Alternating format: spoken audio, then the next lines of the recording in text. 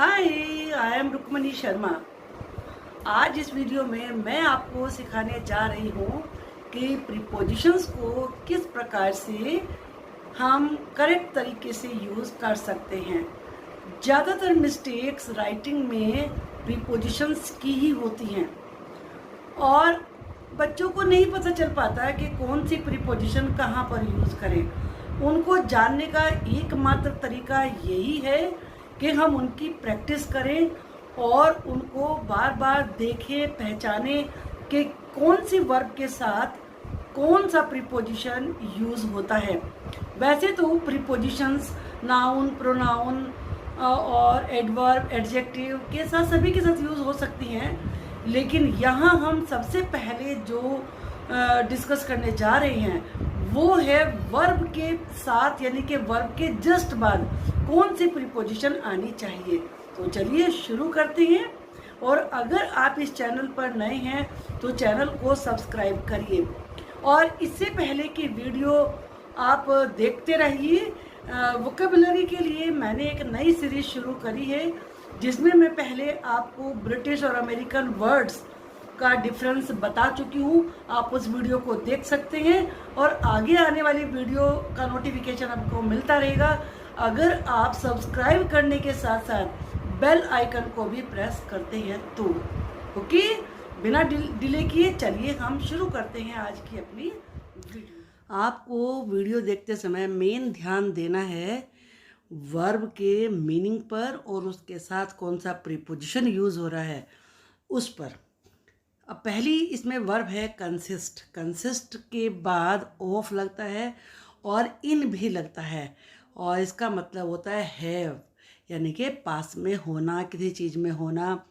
जैसे एग्जाम्पल है, this book consist of 200 pages. इस बुक में 200 पेजेस हैं। देखो हैज भी लगा सकते थे यहाँ पर, लेकिन हर लैंग्वेज की एक ब्यूटी होती है। आप भी जानते हैं कुछ बिल्कुल साधारण वर्ड्स होते हैं, कुछ थोड़े से अच्छे इम्प्रेसिव वर्ड्स होते हैं, तो वही डिफरेंस है इसमें। ब्यूटी कंसिस्ट इन सिंप्लिसिटी, सादगी में ही ब्यूटी है। अब नेक्स्ट है कन्फर विद। इसका कॉन्फ्रेंस वर्ड इससे ही बना हुआ है, तो इसका सेम मीनिंग है discuss. I conferred with my parents on this matter. मैंने इस मामले में अपने पेरेंट्स से डिस्कशन किया, यानी कि बातचीत की। तो याद रखिए कन्फर को कॉन्फ्रेंस से को रिलेट कर लीजिए। इसके बाद है कंप्लेन। कंप्लेन का तो मीनिंग सबको याद रहता है, लेकिन जब टू आता है तो उसका मतलब शिकायत करी किससे। अगेंस्ट का मतलब होता है किसकी शिकायत करी और काहे के लिए शिकायत करी, वहाँ फोर लगाएंगे। I complain to the class teacher. मैंने क्लास टीचर से शिकायत करी। अगेंस्ट द क्लास मॉनिटर की शिकायत करी फॉर हर रूडनेस, उसके रूड बिहेवियर के लिए। अब नेक्स्ट है काउंट ऑन। यहाँ काउंट से मतलब काउंटिंग से नहीं है।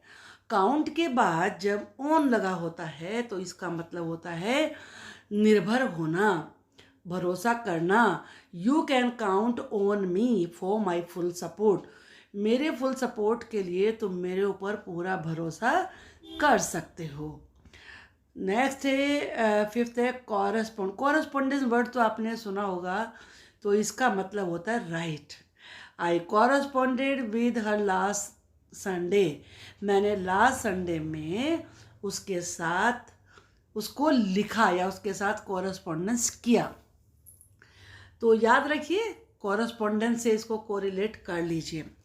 इसके बाद 6 है कॉम्पीट। कॉम्पीट को कोरिलेट करिए कंपटीशन से।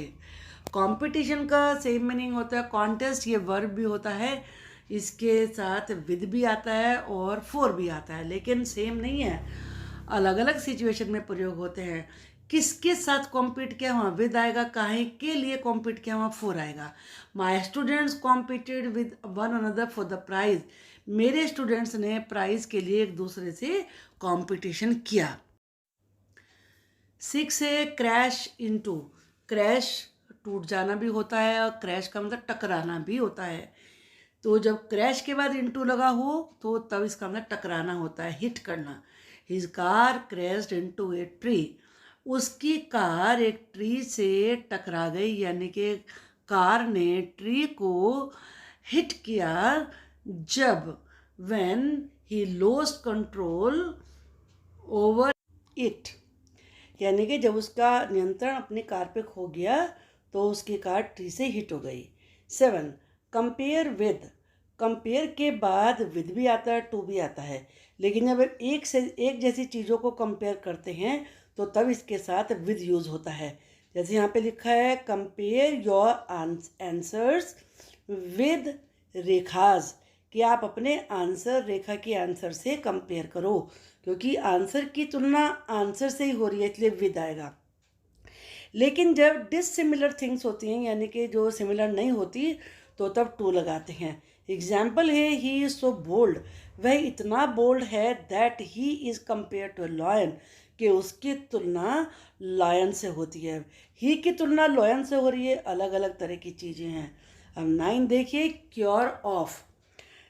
क्योर का मतलब इलाज होता है, क्योर ऑफ का मतलब होता है ट्रीट, ये वर्ब है। This medicine will cure you of cough, ये मेडिसिन तुम्हारी खांसी को ठीक कर देगी, यानी कि उसको ट्रीट कर देगी, उसका इलाज कर देगी। 10. डील विद, डील विद भी होता है, डील इन भी होता है। डील विद लोगों के लिए प्रयोग होता है, किसी चीज़ को हैंडल करने के लिए प्रयोग होता है, और डील इन व्यापार के लिए होता है। पहले हम डील विद देखते हैं। इसका सेम मीनिंग है मैनेज या फिर handle. He deals with everyone in A polite way, वह हर किसी से पोलाइट तरीके का व्यवहार करता है। और इसके बाद है डील इन। डील इन मैंने जैसे बताया कि व्यापार करना, इसका मतलब होता है यानी कि ट्रेड करना, बाय एंड सेल यानी कि खरीदना और फिर बेचना। तो इसका एग्जाम्पल है he deals in wooden toys, वो वुडन टॉयज़ में व्यापार करता है, डील करता है या ट्रेड करता है, कैसे बोल सकते हैं। नेक्स्ट है डिपेंड ऑन। डिपेंड ऑन का मतलब होता है किसी चीज़ पर निर्भर होना या किसी चीज़ से कंट्रोल होना। रेस्ट ऑन या सब्जेक्ट का मतलब यहाँ पर है कंट्रोल होना। It depends on traffic when I will reach there, ये ट्रैफिक पर डिपेंड करता है कि मैं वहाँ कब पहुँचूँगा। नेक्स्ट है डिप्राइव ऑफ। डिस्पोज, इसका मतलब होता है वंचित होना। He was deprived of his property by his brother, वह अपने भाई के द्वारा प्रॉपर्टी से वंचित कर दिया गया। पजेसेस को याद रखिए, पजेस का मतलब हक होता है, और डिस्पजेस हक ख़त्म कर देना, तो आपको हमेशा याद रहेगा। फिर 14 है डाई ऑफ। डाई का मतलब तो सबको पता ही होता है, वो ऑफ तब लगाते हैं जब आप किसी बीमारी का नाम लिख रहे होते हैं कि किस वजह से डेथ हुई। He died of A heart attack, याद रहेगा ना, जिस बीमारी से डेथ हुई है उससे पहले ऑफ लगेगा। नेक्स्ट है डिफर विद। डिफर विद का मतलब होता है अलग होना, ये व्यक्ति से अलग होने के लिए प्रयोग होगा। आई differ with you on this subject, मैं इस मामले में तुमसे अलग राय रखता हूँ। अब इसके बाद है डिसएग्री। एग्री आपने पढ़ा था, एग्री का मतलब होता है से यस, किसी में हाँ मिलाना, और डिसएग्री का मतलब होता है से नो, यानी कि सहमति ना होना। जैसे I disagree with you on the promotion policy, promotion policy को लेकर मैं तुमसे एग्री नहीं करता, यानी कि मैं उसको यस नहीं कहता, मैं उसके लिए नो कहता हूँ। ओके। अब नेक्स्ट है डिस्टिंग्विश फ्रॉम, यानी कि किसी चीज़ में फ़र्क करना। ये डिफरेंट से बना हुआ वर्ड एक तरीके से, तो यानी कि अलग होना, डिफरेंट होना। एग्जाम्पल है we must distinguish the good from the bad, हमें बुराई से अच्छाई का फ़र्क समझना चाहिए। डिलाइट इन, डिलाइट का मतलब आप जानते हो हैप्पीनेस, जॉय होता है, लेकिन यहाँ ये सारी वर्ब्स हैं, तो यानी कि डिलाइट इनका मतलब है आनंद लेना, हैव प्लेजर या फिर elite. She delights in music, उसे म्यूज़िक में बहुत आनंद आता है। किसी भी चीज़ के लिए लिख सकते हैं, I delight in cooking, I delight in watching cartoon serials. तो जो भी चीज़ आपको अच्छी लगती है उसके लिए आप डिलाइट वर्ड प्रयोग कर सकते हैं। नेक्स्ट वर्ड है डिवाइड इनटू, यानी कि बांट देना। Divide this chocolate into 3 parts. But into याद रखना है, डिवाइड का मीनिंग तो आपको आता ही होगा कि इस चॉकलेट को 3 हिस्सों में बांट दीजिए। आपको ये वीडियो पसंद आ रही होंगी। ये उन बच्चों के लिए है जो भी इंग्लिश सीखना चाहते हैं और करेक्ट इंग्लिश लिखना चाहते हैं।